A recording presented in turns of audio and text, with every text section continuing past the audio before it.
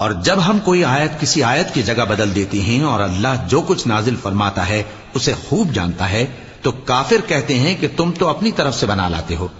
حقیقت یہ ہے کہ ان میں اکثر نادان ہیں۔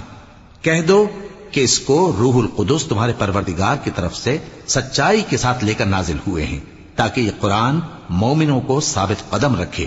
اور حکم ماننے والوں کے لیے تو یہ ہدایت اور بشارت ہے۔ اور ہمیں معلوم ہے کہ یہ کہتے ہیں کہ اس پیغمبر کو ایک شخص سکھا جاتا ہے، مگر جس کی طرف تعلیم کی نسبت کرتے ہیں اس کی زبان تو عجمی ہے اور یہ صاف عربی زبان ہے۔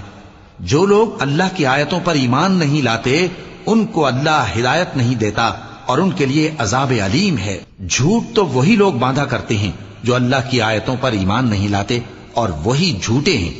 جو شخص ایمان لانے کے بعد اللہ کے ساتھ کفر کرے وہ نہیں جو کفر پر زبردستی مجبور کیا جائے اور اس کا دل ایمان کے ساتھ